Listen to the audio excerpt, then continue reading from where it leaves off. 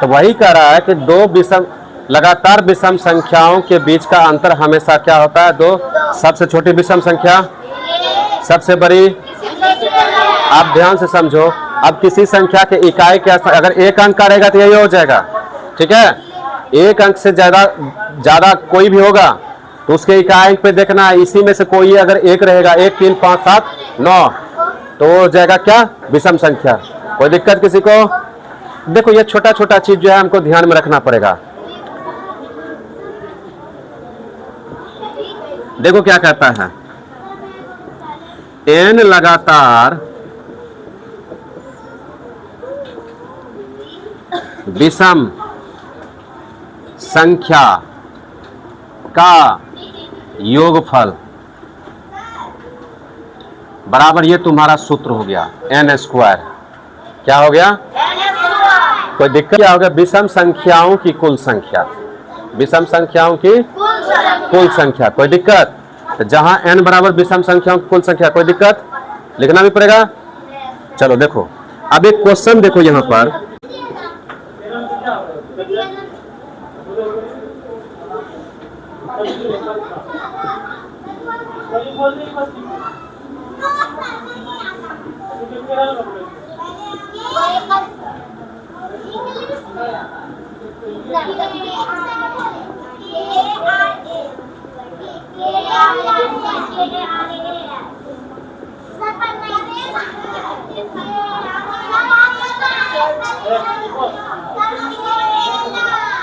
ये 30 तक लगातार विषम संख्या का योगफल ज्ञात करें। नहीं समझ में आया? अब देखो हम तुमको समझाते हैं। एक बात बताओ, चलो अब इसको रहने देते हैं, बाद में समझाते हैं। एक बात बताओ, फिर से समझाएं।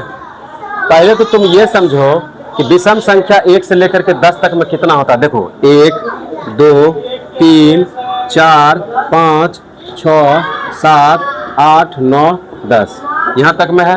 तो देखो यहां पर ये तुम्हारा क्या है? ये सम संख्या है। तो यानी कि 1 से लेकर के 10 तक में देखो 1 2 3 4 5, 5 गो कौन संख्या है? और 5 गो, यानी कि 5 सम और 5 विषम। 10 गो में आधा सम और आधा विषम, तो 20 गो में क्या गो सम हो जाएगा? और 10 गो सम 10 गो। कोई दिक्कत? तो यानी कि 20 में अगर जोड़ा में लग रहा है, यानी कि सम संख्या में रहेगा तो आधा हो जाएगा सम, आधा हो जाएगा विषम, तो उससे मिल जाएगा। लेकिन यदि तुम्हारा विषम संख्या में दिया रहेगा, जैसे यहां पर दे दिया जाएगा 11, 10 हो गया 11 तक, उस परिस्थिति में हम डायरेक्ट कैसे निकालेंगे? तो लास्ट में जोड़ेंगे सीधे 1 2 से भाग कर देंगे। समझ में आया? अगर सम संख्या रहेगा तो सीधे 2 से भाग कर देना है, और यदि विषम संख्या रहेगा तो 1 जोड़ करके 2 से भाग करना है। समझ में आ गया बात? कोई दिक्कत? अब देखो यहां पर कह रहा है हमको 30 तक लगातार विषम संख्या का योगफल ज्ञात करे। तो n कितना, क्या विषम संख्या होगा इसमें? 15 होगा कि नहीं होगा? तो n बराबर कितना हो गया? अब तुम जानती है सूत्र क्या होता है। तो यहां पर क्या हो जाएगा? 15 का स्क्वायर इजकल टू 200। आंसर यही था तुम्हारा लैंग्वेज में। कोई दिक्कत? समझ में आ गया? ये दो स्थिति से तुमको दे सकता है, या तो विषम लास्ट में रहेगा विषम संख्या, और या फिर लास्ट में रहेगा सम संख्या। सम संख्या रहेगा तो आसान है, सीधे 2 से भाग कर देना है। और यदि तुम्हारा लास्ट में विषम संख्या रहेगा तो 1 जोड़ करके क्या कर देना है? भाग करना है। बात समझ में आ गया? n निकल गया तो तुम्हारा लगातार विषम संख्या आ जाएगा। सीखी?